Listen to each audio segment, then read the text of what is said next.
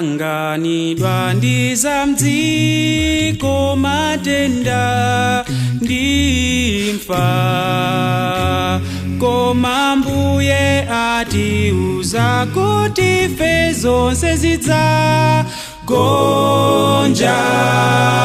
Matenda dzagonja, Imfa idzagonja, dzakhala ndi Yesu mfumu zonse zidzagonja.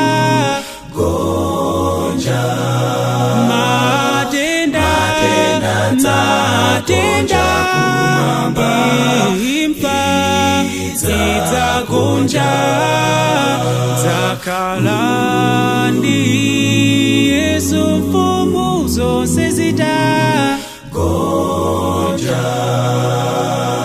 Omboledwa adzakondwa pokhala ndi Yesuyo.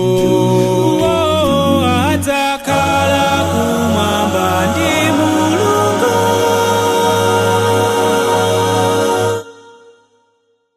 Zonse zidzagonja. Matenda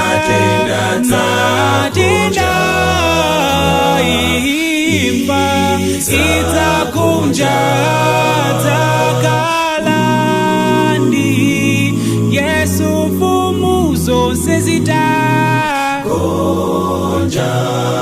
Matenda kumwamba, imfa idzagonja, dzakhala ndi Yesu mfumu zonse zidzagonja.